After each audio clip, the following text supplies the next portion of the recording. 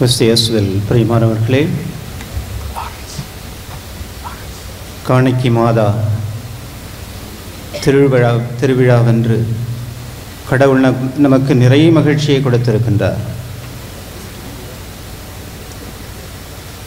தூரத்தில் உள்ள உறவினர்கள், சொந்த பந்தங்கள் எல்லாம் ஒன்று கூடியிருக்கின்றோம். ஒருவரை ஒருவர் பார்த்ததில் மிகுந்த மகிழ்ச்சி, விருந்து கொண்டாடுவதில் மகிழ்ச்சி. இப்படி ஒன்றாக கூடி நம்முடைய நம்பிக்கைக்கு சாட்சியமாக இந்த திருப்பலி கொண்டாட்டத்தில் இணைந்திருப்பது எல்லையற்ற மகிழ்ச்சி. அதற்காக கடவுளை போற்றுவோம், நன்றி செலுத்துவோம், நம்முடைய தாய்க்கு நன்றி செலுத்துவோம். இந்த சிறிய பாடலை என் பின்னே பாடுங்கள். தந்தையே இறைவா போற்றி. எல்லாரும் கொஞ்சம் கை தூக்கி, தந்தையே இறைவா போற்றி, இறைமகன் கிறிஸ்துவே போற்றி, இறைமகன் கிறிஸ்துவே போற்றி, தூய நல்லாவியை போற்றி, தூய நல்லாவியை போற்றி. இன்னும் கொஞ்சம் உற்சாகமாக எல்லாம் பாடுவோம். தந்தையே இறைவா போற்றி, தந்தையே இறைவா போற்றி, இறைமகன் கிறிஸ்துவே போற்றி, இறைமகன் கிறிஸ்துவே போற்றி, தூய நல்லாவியை போற்றி, தூய நல்லாவியை போற்றி. அன்புக்குரியவர்களே, ஒரு குருமானவன் வீட்டுக்கு ஒரே பிள்ளை, ஆனால் குருவாக வேண்டும் என்று குருமடத்திற்கு வந்து விட்டான். அங்கு மெய்யியல் படிக்கின்ற மாணவர்களுக்கென்று 2 செல்போன்கள் இருந்தன. இப்போ எல்லார் கையிலையும் ஒவ்வொன்று இருக்குது. ஒரு சில ஆண்டுகளுக்கு முன் எல்லாருக்கும் சேர்த்து 2 செல்ஃபோன். அப்போ ஒவ்வொரு நாளும் அந்த ஓய்வு நேரத்தில் வீட்டாரை அழைத்து பேசலாம். ஒரு கம்ப்ளைண்ட் என்னன்னா, இந்த குறிப்பிட்ட மாணவன் வீட்டுக்கு ஒரே பிள்ளை, குருவாக வேண்டும் என்று வந்தவன் ஒவ்வொரு நாளும் செல்ஃபோன் அழைப்பு, தாயோடு பேச வேண்டும் என்று. எனவே மற்ற மாணவர்கள் எல்லாம் அதை ஒரு குறையாக சொன்னார்கள். எங்களுக்கெல்லாம் வாய்ப்பே கிடைக்கல, தினமும் இவனை வீட்டுக்கு பேசுகிறான் என்று கம்ப்ளைண்ட் அந்த குரு மாணவன் மேல். என்னப்பா, நீ வீட்டை விட்டுட்டு வந்துட்ட, குருவாக வேண்டுமென்று வந்த பிறகு நீ என்ன தினமும் அவங்க அம்மா கூட பேசணுமா? அவங்க அம்மாவை பார்த்து, அவங்க அம்மா வந்தாங்க, குருமடத்துக்கு எதுக்கு அனுப்புனீங்க? உங்களெல்லாம் பார்த்துக்கிட சொல்லி வீட்டிலே வச்சுருந்துருக்கலாமே. ஏன்னா ஒரே பையன் அப்படிங்கிறப்போ, ஒரே பிள்ளை, முன்னெல்லாம் குருமடத்திலே எடுக்க மாட்டாங்க. ஆனால் இப்பொழுது நிறைய பேர் அப்படியும் வருகின்றார்கள். அது அந்த மாணவனுக்கு கஷ்டமாக இருந்தது. தினமும் தாயோடு பேச வேண்டும் என்ற அந்த ஆசையும் இருக்குது, குருவாக வேண்டும் என்ற ஆசையும் இருக்குது. அப்போ நான் சொன்னேன், நீ போயிடலாமே, என்னத்துக்குப்பா வீண் சிரமம்? இல்லை ஃபாதர், நான் ஃபாதர் ஆகணும், குருவாக வேண்டும், அந்த ஆசை அடிமனசில் இருக்குது. இருந்தாலும் தினமும் அம்மா கிட்ட பேசணுங்கிற ஆசையும் இருக்குது. அன்புக்குரியவர்களே, இன்றைய தினம் காணிக்கை மாதா திருவிழாவை கொண்டாடுகின்றோம். எனக்கு ஒரு சந்தேகம் வந்தது. காணிக்கை மாதா இன்றைய தினம் ஆண்டவர் காணிக்கையாக ஒப்பு கொடுக்கப்பட்டதை கொண்டாடுகின்றோம். ஆனால் இன்றைக்கு காணிக்கை மாதாவுக்கு விழா எடுக்கின்றோம். ஏன் அப்படின்னு ஒரு கேள்வி வந்தது.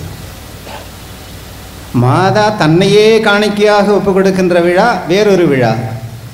இன்றைய தினம் நம் ஆண்டவரை காணிக்கையாக கொடுக்கின்ற அந்த விழாவென்று காணிக்கை மாதாவுக்கு விழா. அன்புக்குரியவர்களே, நமக்கு தெரியும், மரியா பாரம்பரியத்தில் நாம் தெரிந்து கொள்வது, சிறு வயதிலேயே அவர் கோயிலுக்கு அர்ப்பணமாக்கப்பட்டவர், கோயிலிலே வளர்ந்தவர். கபிரியேல் தூதர் வழியாக கடவுளுடைய அழைப்பு வந்த பொழுது, இதோ ஆண்டவருடைய அடிமை என்று தன்னை முழுமையாக அர்ப்பணம் செய்தவர். அவருக்கு இந்த உலகத்தில் வேற எந்த ஒரு பணியும் கிடையாது, எந்த ஒரு வேலையும் கிடையாது. மீட்பரை தன்னுடைய உதரத்தில் சுமந்து உலகுக்கு கொடுக்க வேண்டும் என்பதுதான். அந்த ஒரு பணிக்காக தன்னை முழுமையாக அர்ப்பணித்தார். வேற எந்த ஒரு பணியும் கிடையாது அவருக்கு. அதனால்தான் அவர் முப்பொழுதும் கன்னி என்று சொல்லுகின்றோம். கடவுளுக்கு தன்னை முழுமையாக அர்ப்பணித்தவர். வேறு எதுக்கும் வேலை கிடையாது, முழுமையாக அர்ப்பணம் செய்தவர். அவர் தன்னுடைய மகனை முழுமையாக அர்ப்பணம் செய்கின்றார். எனவே காணிக்கை மாதா தன்னை மட்டும் முழுமையாக கொடுக்கவில்லை, தன்னுடைய மகனையும் கூட உலகுக்கு கொடுத்தார். பார்க்கின்றோம், யூத மக்கள் மெசியாவுக்காக காத்து கொண்டிருந்தார்கள். பக்தியோடு, நம்பிக்கையோடு, அந்த ஒரு எதிர்பார்ப்போடு வாழ்ந்தார்கள். எதிர்நோக்கு இருந்தது. எப்பொழுது நமக்கெல்லாம் விடுதலை கிடைக்கும், எப்பொழுது மீட்பர் வருவார், எப்பொழுது நம்மையெல்லாம் இந்த அடிமை தலையிலிருந்து விடுவிப்பார் என்ற ஏக்கம் இருந்தது. சமூக, பொருளாதார, அரசியல், சமய வாழ்க்கை எல்லாமே அடிமைத்தனமாக இருந்தது. எனவே மக்களிடத்திலே பெரிய ஒரு எதிர்பார்ப்பு இருந்தது, எப்பொழுது மீட்பர் வருவார். அந்த ஒரு எதிர்பார்ப்பைத்தான் இன்றைய நற்செய்தி வாசகத்திலே நாம் வாசிக்க கேட்டோம். மெசியாவை காண்பதற்கு முன் தாம் சாவதில்லை என்று தூய ஆவியினால் தெரிந்து கொண்ட சிமியோன் கோயிலுக்கு வந்து குழந்தை இயேசுவை கையில் ஏந்தி, என்னுடைய கண்கள் மீட்பை கண்டு கொண்டன என்று சொல்லுகின்றார். அந்த ஒரு எதிர்நோக்கு எல்லா யூதரிடத்திலும் இருந்திருப்பதை பார்க்கின்றோம். அதே போன்று அன்னா என்ன செய்கின்றார்? அவரும் அந்நேரத்தில் அங்கு வந்து கடவுளை புகழ்ந்து எருசலேமின் மீட்புக்காக காத்திருந்த எல்லாரிடமும் அக்குழந்தையை பற்றி பேசினார். எனவே மீட்பருக்காக எல்லாரும் காத்திருக்கின்றனர். அது பொதுவான இஸ்ரேல் மக்கள் அனைவருடைய எதிர்பார்ப்பாக, எதிர்நோக்காக இருந்திருக்கின்றது. நம்முடைய அன்னையும் கூட எதிர்நோக்கின் அன்னை. அவரும் அதே மீட்பை எதிர்நோக்கி வாழ்ந்தார். அவருடைய அந்த புரட்சி பாடலிலே பார்க்கின்றோம். அன்னை மரியாவுடைய பாடல் லூக்கா நற்செய்தி 1 முதல் அதிகாரம் 47 முதல் 55 வரை பார்க்கின்றோம். அதிலே கடவுள் தனக்கு செய்த நன்மையை மட்டும் நினைத்து அவர் கடவுளை போற்றவில்லை. தன்னுடைய மக்கள் அனைவருக்கும் கிடைத்த அந்த மீட்புக்காக கடவுளுக்கு நன்றி செலுத்துகின்றார், கடவுளை போற்றுகின்றார். ஆண்டவரை எனது உள்ளம் போற்றி பெருமைப்படுத்துகின்றது, என் மீட்பராம் கடவுளை நினைத்து எனது மனம் பேருவகை கொள்கின்றது. தாழ்நிலையின் தம் அடிமையின் தாழ்நிலையை கண்ணோக்கினார் என்று சொல்கின்ற அன்னை மரியா, வல்லவராம் கடவுள் எனக்கு அரும்பெரும் செயல் செய்துள்ளார். அதே நேரத்தில் தன்னுடைய மக்கள் குலம் அனைத்திற்கும் கடவுள் என்ன செய்திருக்கின்றார்? தன்னுடைய வாக்குறுதியை மறக்கவில்லை. அவர் தன்னுடைய வாக்குறுதியை மறக்கவில்லை. தாழ்நிலையில் இருப்போரை உயர்த்துகின்றார், பசியோடு இருப்பவர்களை நிரப்புகின்றார், வலிமை அடைத்தோரை வெறுங்கையோடு அனுப்புகின்றார் என்று அந்த மீட்பர் வருகின்ற பொழுது என்னென்ன மாற்றம் ஏற்படும், தலைகீழ் மாற்றம் ஏற்படும், ஒரு சமுதாய புரட்சி இருக்கும் என்பதை அவர் இறைவாக்காக அங்கு சொல்கின்றார்.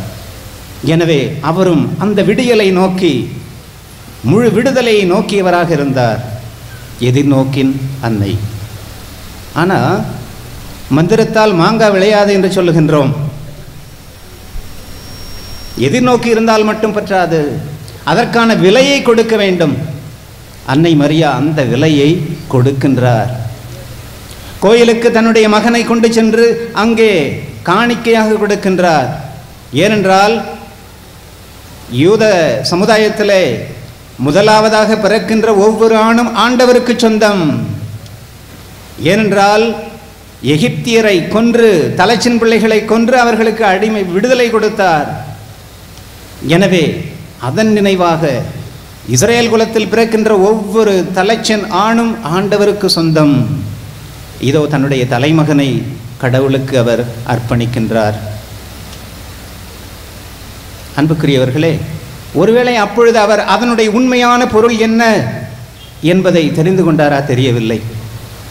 12 வயதில் கோயிலில் காணாமல் போகின்ற தன்னுடைய மகனை தேடிச் செல்கின்ற பொழுது சிறுவன் இயேசு அவர்களை பார்த்து கேட்பார், ஏன் என்னை தேடினீர்கள்?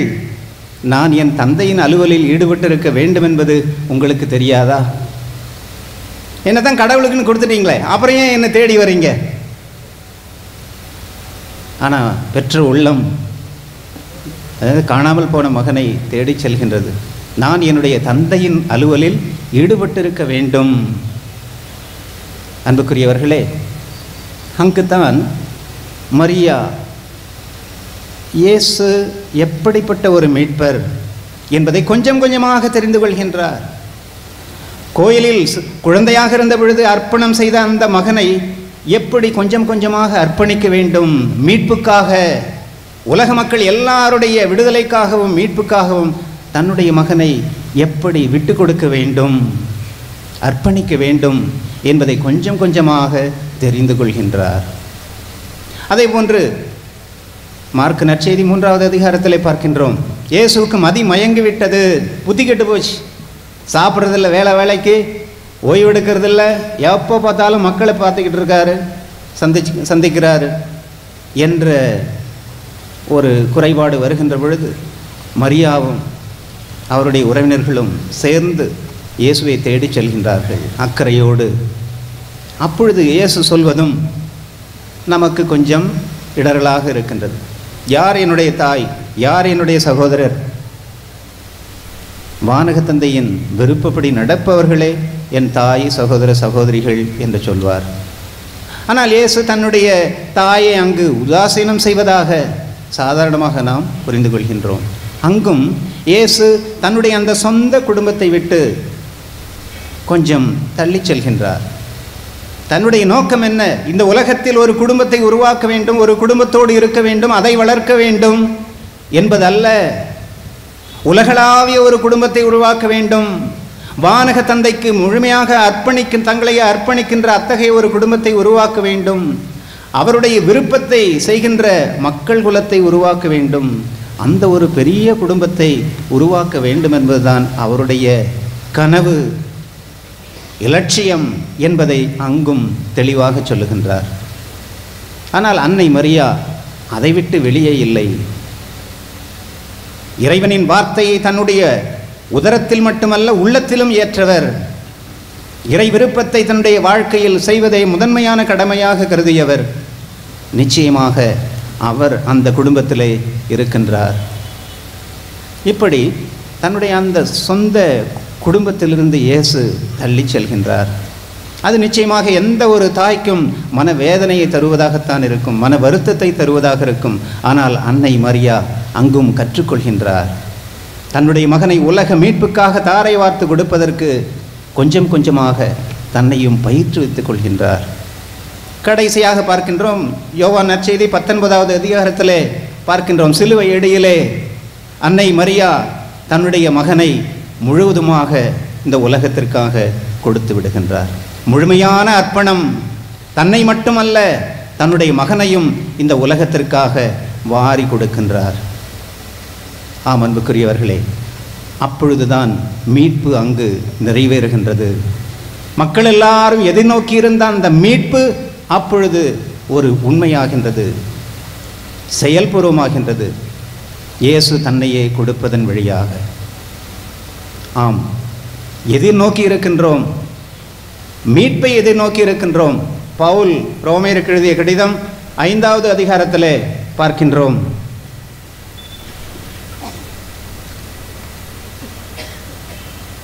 நான்காவது வசனம், மன உறுதியால் தகைமையும் தகைமையால் எதிர்நோக்கும் விளையும் என அறிந்திருக்கிறோம். அந்த எதிர்நோக்கு ஏமாற்றம் தராது, அந்த எதிர்நோக்கு ஏமாற்றம் தராது. எல்லாருமே அந்த ஒரு எதிர்நோக்கோடு வாழ்கின்றோம்.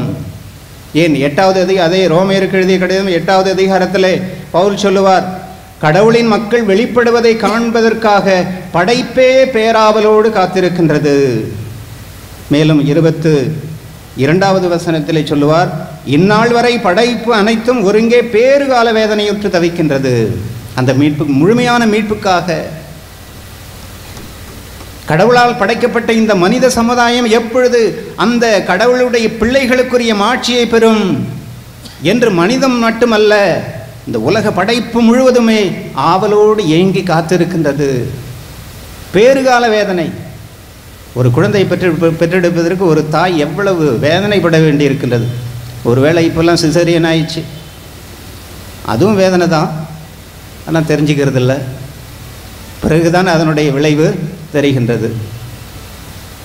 ஆனால் உண்மையிலேயே ஒரு குழந்தையை பெற்றெடுப்பதற்கு எவ்வளவு வேதனையை அனுபவிக்க வேண்டியிருக்கின்றது. அதே போன்றுதான் படைப்பு முழுவதும் அத்தகைய ஒரு வேதனையை அனுபவிக்கின்றது. எதற்காக? அந்த படைப்பின் முழுமையை காண்பதற்காக, கடவுளின் பிள்ளைகளுக்குரிய அந்த மாட்சியை காண்பதற்காக. அதுதான் நம்முடைய எதிர்நோக்கு. The glory of God, salvation, மீட்பு. அதை நோக்கித்தான் நாம் அனைவருமே பயணம் செய்து கொண்டிருக்கின்றோம். இந்த ஒரு பயணத்திலே நம்முடைய அன்னை தான் நமக்கு முன்மாதிரி.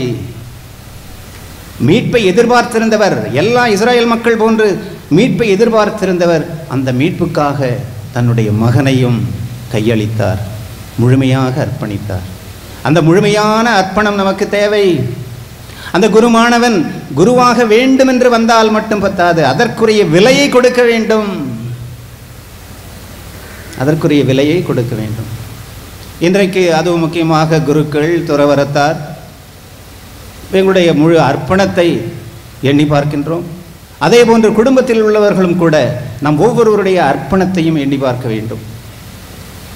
கடவுளுக்கென்றால் முதல் மரியாதை, முழுமையான அர்ப்பணம், மிகச்சிறந்ததை கொடுக்க வேண்டும். காயின் போன்று அல்ல, ஆபேல் போன்று மிகச்சிறந்ததை கொடுக்க வேண்டும், முழுமையானதாக கொடுக்க வேண்டும். யோசுவா புத்தகம் 24வது அதிகாரத்தில் யோசுவா சொல்லுவார், கடவுள் பொறாமை கொண்ட கடவுள், அவரை முழுமையாக பின்பற்ற வேண்டும், இல்லை என்றால் உங்களை அழித்து விடுவார் என்று இஸ்ரேல் மக்களை பார்த்து சொல்லுவார். நானும் என்னுடைய குடும்பமும் ஆண்டவரை முழுமையாக பின்பற்றுவோம், ஆனால் உங்களால் அது முடியாது. உங்களால் முழுமையாக கடவுளுக்கு விசுவாசத்தோடு வாழ முடியாது என்று அவர்களிடம் சொல்லுவதை பார்க்கின்றோம்.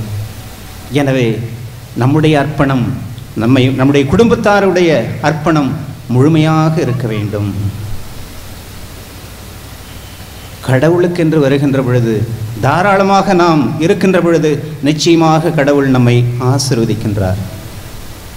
தொடக்க உரையிலே தந்தை சொன்னார், முழுமையான அர்ப்பணம் தேவை. குடும்பத்தில் உள்ளவர்கள் ஒருவர் ஒருவருக்காக எத்தகைய அர்ப்பண உணர்வோடு வாழ்கின்றோம் அல்லது சுயநலத்தோடு வாழ்கின்றோம் எண்ணி பார்க்க வேண்டிய நாள். ஆண்டவருக்காக எவ்வளவு நேரத்தை கொடுக்கின்றோம்? அது இறை வேண்டலாக இருக்கட்டும், திருவிவிலிய வாசிப்பாக இருக்கட்டும், மற்றவர்களுக்கு உதவி செய்வதாக இருக்கட்டும், எல்லாம் ஆண்டவருக்கு நாம் தருகின்ற முழுமையான அர்ப்பணம், நம்முடைய அன்பின் வெளிப்பாடு. அதுதான் நம்மை மீட்பை நோக்கி வழிநடத்துகின்றது. அதை 8வது அதிகாரம், ரோமையருக்கு எழுதிய கடிதம் 8வது அதிகாரம் 18வது வசனத்திலே பவுல் சொல்லுவார், இக்காலத்தில் நாம் படும் துன்பங்கள் எதிர்காலத்தில் நமக்காக வெளிப்பட போகிற மாட்சியோடு ஒப்பிட தகுதியற்றவை என நான் எண்ணுகிறேன். நாம் படுகின்ற இந்த உலக வாழ்க்கையில் நாம் படுகின்ற துன்பங்கள், சோதனைகள், வேதனைகள், இவை எல்லாமே நாம் அனுபவிக்க போகின்ற அந்த மாட்சியோடு ஒப்பிடுகின்ற பொழுது அதெல்லாம் ஒன்றுமே கிடையாது. ஆம், அந்த ஒரு முழுமையான மீட்புக்காக, மாட்சிக்காக நாமும் கூட வழிநடப்போம், எதிர்நோக்கோடு பயணம் செய்வோம், நம்முடைய அன்னையை மனக்கண் முன் வைப்போம், இறைவனுக்கு நம்மை முழுமையாக அர்ப்பணிப்போம். ஆமென்.